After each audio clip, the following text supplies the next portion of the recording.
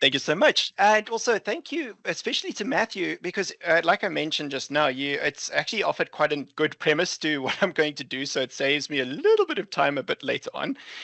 So just a heads up, there's quite a lot of audio in my presentation. And also just a content warning for anyone that's got arachnophobia, there's a couple of scarabs, which are a bit spidery, but I think for everything else, that should be all good. So, just to give a little bit more context to this presentation, this is an extension of previous work that I did with my colleague Patrick Prax, which is actually, thank you for joining in the audience as well, Patrick. So it was something that we were speaking about in how the fandom of Warhammer was kind of almost creating a platform for neo-fascism.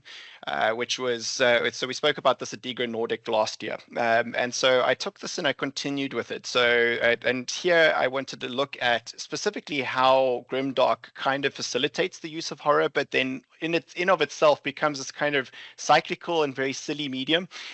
So I'm going to show a bunch of different things that the kind of 40K animated universe is doing, and then I'm going to compare it a little bit to video games as well, just to show the two different sides of this coin. Especially considering because, I mean, the bread and butter of Warhammer is, of course, the tabletop game, but there is a lot more to it than that. So if we think about it, especially in terms of horror as just as a medium in general, it's had a very long history in animation. So it's seen in the earliest days of the genre, even in things like Mickey Mouse. So Disney's earliest animated short films actually had one called Mickey Mouse and the Haunted House, which was in 1929, and is widely regarded as the first ever piece of animated horror. And later on, we had the Fleischer brothers releasing Minnie the Moocher, which was a Betty Boop story, also featuring ghosts and a whole bunch of different kind of horror tropes that today is just kind of par for the course. But back then was this unique and terrifying thing that people were watching in black and white. So the interesting thing that I find with animation as a medium particularly is that it has this ability to present the fictional in something that's already pre-coded for suspension of disbelief. So live action, sometimes horror is a bit more and predictable, but I think because when animated horror is done well, it's done extremely well because we already know that this is a fictive world, and therefore we can actually just embrace it rather than going and being skeptical about the things that we're seeing. So oftentimes it actually becomes a far more visceral and far more intense experience as well. So if we think about that in comparison to 40K, it basically, as a game, actually requires and thrives in horror, because if you think about it, from everything from the grotesque augmentation of the armies like the Skitarii, where they basically forego the flesh in this kind of body horror-ish, almost kind of almost a hyper exaggerated form of mutilation, self-mutilation to pursue perfection, all the way through to the cultish zeal of the Space Marines, and they're supposed to be humanity's protectors. So we very quickly kind of understand that the game's vision of the future is really one that's just purely nihilistic, because it's just everything sucks, everything's terrible, we might as well just embrace it, essentially. So when Grimdark kind of came about from this, it was essentially just an inevitable evolution of sci-fi dystopia. And especially when we look at its originator, which was a rogue trader, it was already presenting this kind of really dystopic and terrible environment. Matthew alluded a lot to this, so I'm not going to kind of rehash this again. But essentially, it became a kind of almost Judge Dreddy sort of like, this is really bad, and we're being oppressed, man, and we need to react to this. And now all of a sudden, I think that as the game's evolved and time has moved on, I actually disagree a bit with the comment that was made earlier where it's become more child-friendly, because I actually think it's gone the other direction. It's just so much more horrific, so much more brutal. And ever since we got to about the 11th edition, I actually called this corpse-paste colored amorality, essentially, because we've already kind of gone so far that the game's just going to keep going. And I wonder where it's going to go. So essentially, we're going to look into this, and we're specifically going to be investigating the entertainment machine of 40K. But one of its smaller, maybe lesser known parts that it does. So we're going to be looking at its self-produced animated content from Warhammer TV, and essentially how it does show some glimpses into the earlier and maybe simpler times of the game's history. And then I'm going to compare it to some promotional material from their video game side of the industry, from the game Bolt Gun, which was released last year, almost as a kind of prequel to Space Marine 2, I'd say. And obviously their video game department is huge and probably their most profitable division, actually, even more so than the TTG. So, and it's interesting because the games tend to show a little bit more of an eschewed vision of what the game is trying to be. And I think it's also because of its audience as well. So, just to quickly jump into a little bit more animation before we go any further. Essentially, we could just ask the cast of Scooby-Doo, because that was actually the kind of commodification of horror and as a form of entertainment for kids, obviously. But we start to look at some interesting hybridization when we kind of cross over with other properties like Supernatural, where we had this fantastic episode called Scooby Natural, and this was a brutal and horrifically violent and really overt kind of episode where it really took the kind of tropes and the typical horror comedy that you would expect from Scooby-Doo and pushed it to a whole new level. And it was interesting because it really got kind of murdery, but it was also a really kind of respectful homage to the property to both properties as well. And it was kind of a unique hybridization of what they were trying to do. And obviously, those of you that are familiar with the animated animation industry will recognize that Velma then came out a few years later, and oof, that was bad. Where it just was doing things for the point of just being awful. And I think where we look at something like this, where horror as a method of subversion becomes something so interesting because the sarcasm and the parody and everything that was coming out of this era of entertainment was giving us something interesting. We've also got if we move a little bit from the, say, 70s of Scooby-Doo into the 90s, where we started getting really angsty, we had the introduction of properties like Spawn, for example. Because really, animation is no stranger to horror. It's been doing this for a very, very long time. And Western animation it's not as common, I would say, but there's still obviously quite a lot of horror that's been produced, like Plague Dogs and Watership Down, I still consider a horror. And even things like Coraline as well, where even though they're a bit more family friendly, but, things have happened. And obviously comics have also given us a lot of horror, Tales from the Crypt, and many, many others have presented the horror as, again, a niche, but interesting form of entertainment. So when Spawn was adapted into animation, I think they genuinely did a great job, and having actors like Tony Todd are fantastic. So I'll show you a brief clip from this. Jesus Christ. No! You're not him! Touch it. It's real. Feel it. You made it. Right, so nice and eerie, grotesque, lots of fluids and horrible things are witnessed. And so it was starting especially when media censorship was changing quite a lot, we were starting to see more of this. And obviously this was an HBO series, it was aimed at adults, but we were starting to see a lot more content like this coming about. And in the meantime as well, because already Matthew was mentioning like 3rd edition of Warhammer, I started playing at about 5th edition. So it was already starting to kind of change. Things were becoming different. And we also need to look at the influences that sci-fi have had on Warhammer as well. So we look at something like Ridley Scott's Alien and Aliens as obviously a very, very obvious influence on especially the Tyranids, because the xenomorphs were pretty much the primary sort of influence where people were using when they were going for this design. But the first film really presented the xenomorph as this unstoppable horror, this one terrifying thing that you can't escape, you can't defeat, you can't escape from, and it's the ultimate apex predator. And then the second film making you realize the true horror that this was just one of billions, and it's that innumerability and that kind of just pure horror. And in a way, it's as in the previous presentation, the stripping of agency. How do you defend yourself against something like this? And a little bit, obviously, of the kind of xenophobic stuff that was starting to edge its way into a lot of media. So interesting. And then, of course, in between all this, a very small little startup company called Games Workshop was maybe just a little bit inspired by Geiger and Scott's work. And when they gave us the box set called Space Hulk, we firstly got the introduction of the Terminators, because previously in Rogue Traders we already had Space Marines, but this was this kind of first appearance of the Space Marine Terminators and the Tyranid Gene Stealers. All right, and we've had quite a few panels have actually spoken about the Gene Stealer cults and the influence that they've had in latter media. But for here, they were just kind of the token alienish bad guy. And it was interesting because this game and its advertising also introduced us to an entirely new genre.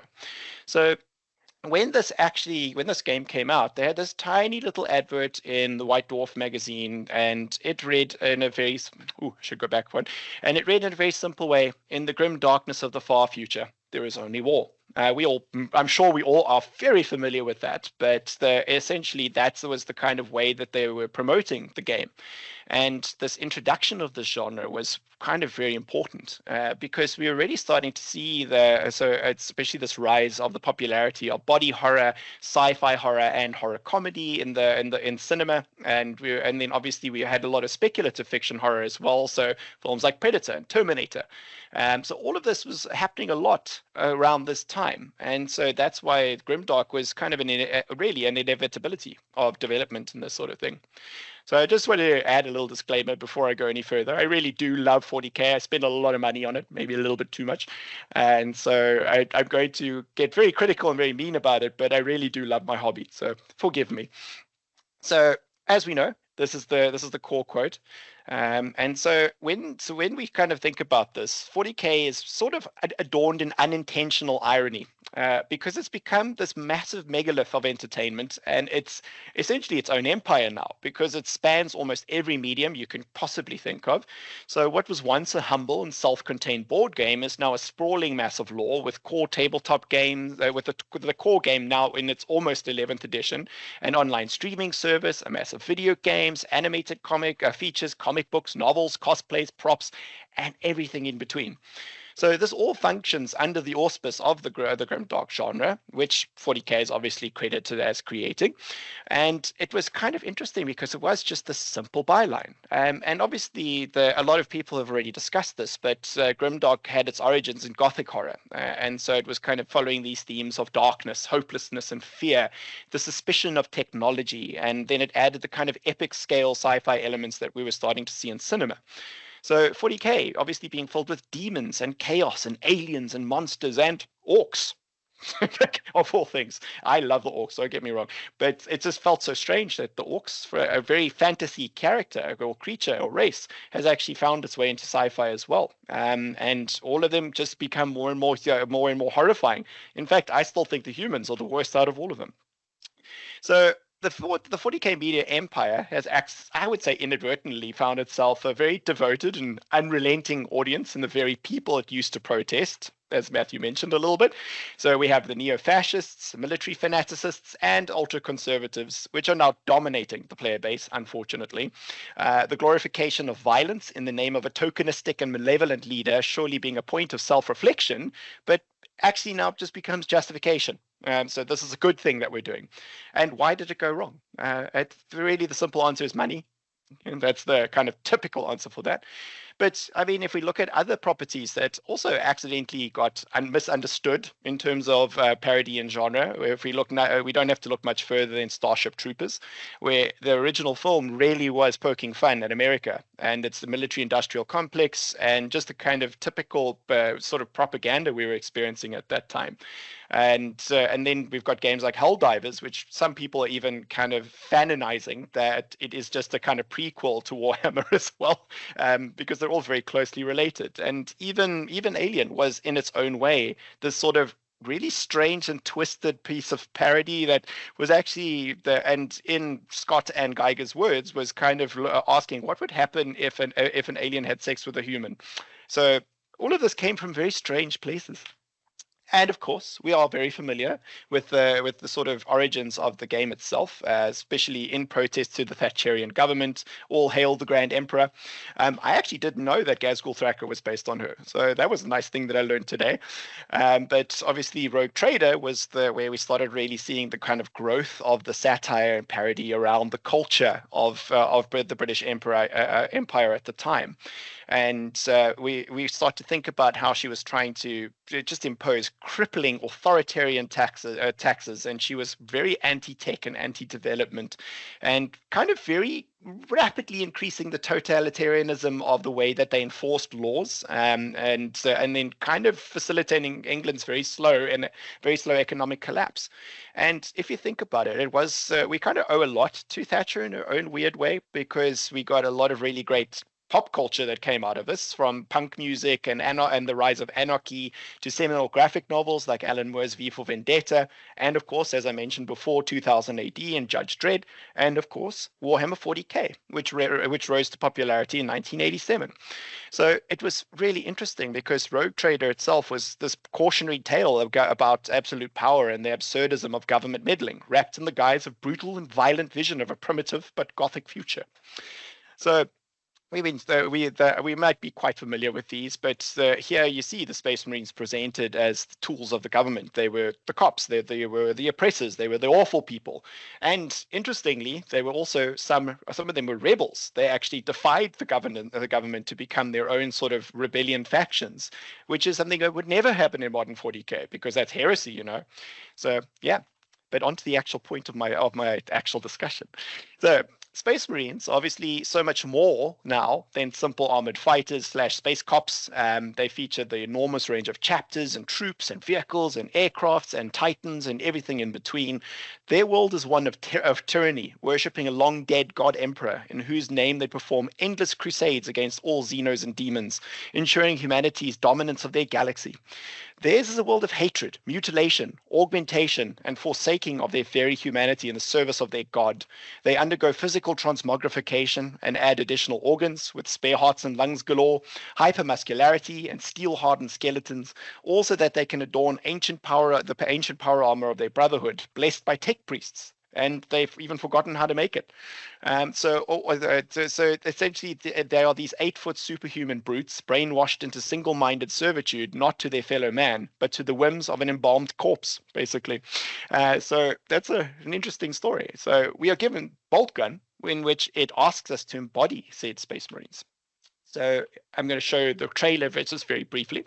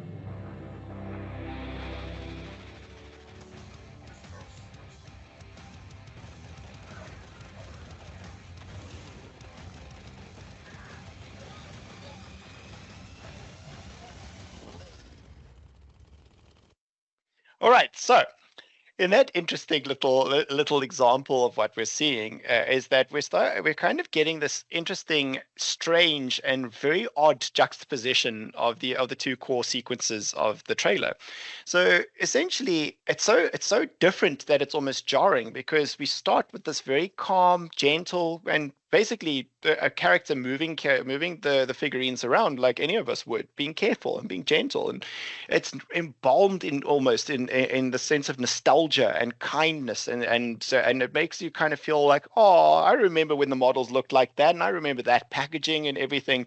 And then all of a sudden we go into this explosion of blood, guts, and violence, and it's essentially because we think about Bethesda's Doom series that reinvented the genre of rip and tear, and and it's become so popular that most games nowadays are kind of going along that route. And here, Bolt Gun is taking that and turning it up to 11 essentially, where it's taken the essence of the original tabletop game, which is the models and the world around it, but then it's just going blow everything up and turn it into blood paste. And I think that's kind of the problem, is that the video game is appealing to a different target audience, because video gamers are inherently different to tabletop gamers, etc. Some of us cross those boundaries, of course, but it's often two very different kinds of people that want different kinds of things, and instant gratification tends to be the sort of boundaries between those. And so we need to think about the way video games are presented and in the preliminary findings of this versus the way that Warhammer presents its own animation. So I'm going to show just some short stills because I know I'm running a little bit over time. So some short sequences from Pariah Nexus, which was released last year on Warhammer TV. And the interesting thing is, so first we encounter a Necron Illuminor. And so it shows a kind of absolute inhumanity of the Necrons and what they do, versus a scene with a battle sister, and how there's almost this deep sense of empathy and compassion. And it's interesting because there's some parallels we can draw here.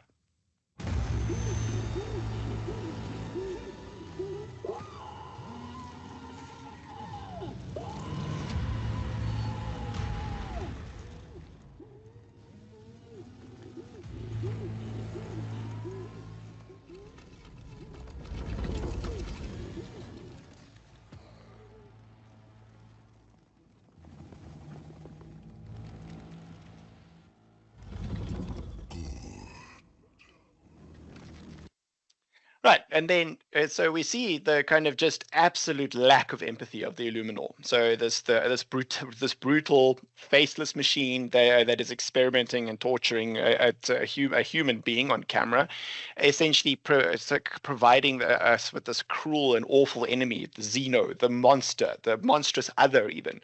And we are now given a scene where a battle sister who has lost her squad is now walking around trying to find any survivors and encounters a group of Kriegs. And interestingness things happen and ensue. Soldier? Are you hurt?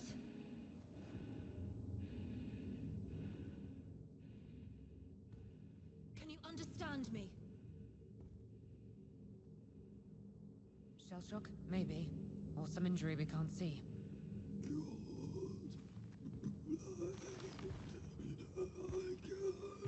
All is well, soldier.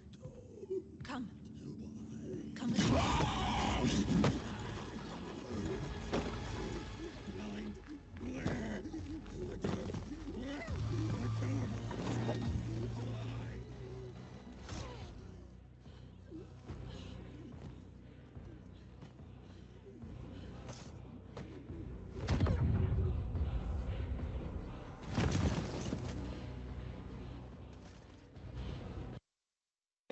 So at first we encounter a really truly a remarkable scene of compassion, which is in direct contrast to the previous scene, which is where the Illuminor was basically creating these Imperial Guardsmen zombies.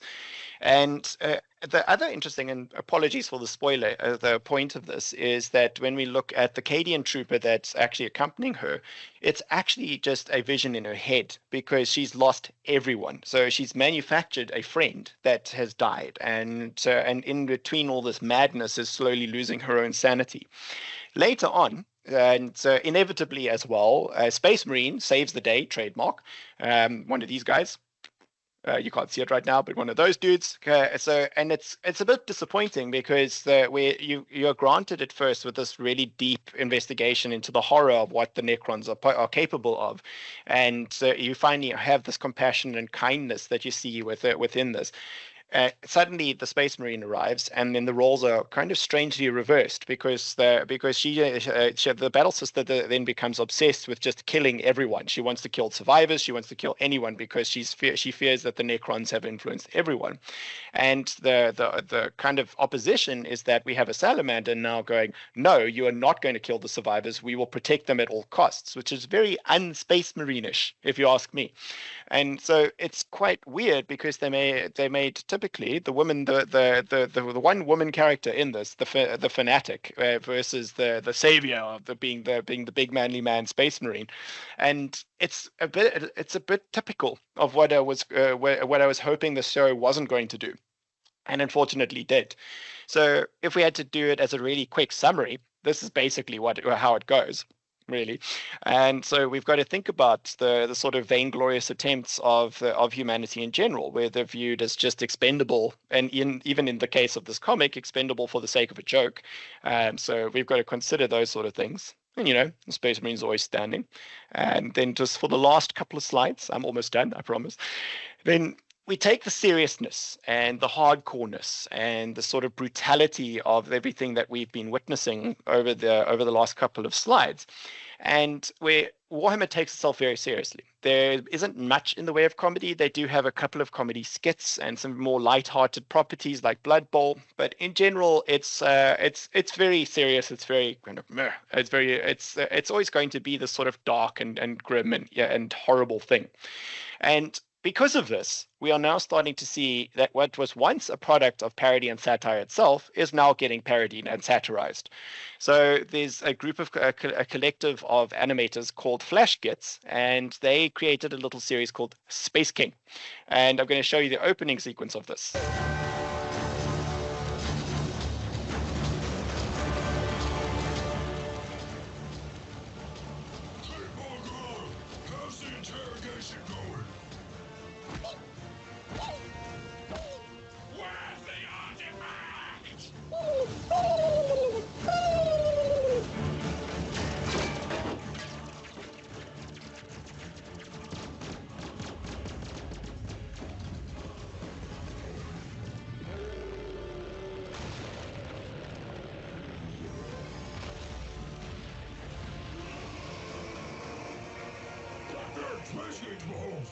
Captain, I don't have long. I can't bear an important message.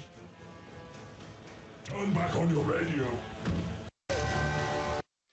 So, in a world where things are already hyper-exaggerated and ridiculous and over the top, we now have even more over the topness.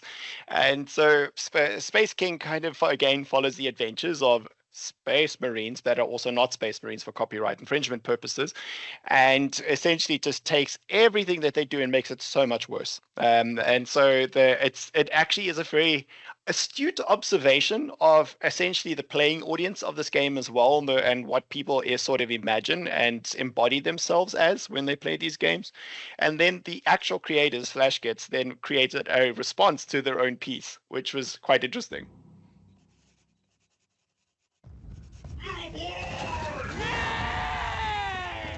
Tired of all your media being filled with the lamest shit possible? Want a show that doesn't hate your male power fantasies, but embraces them?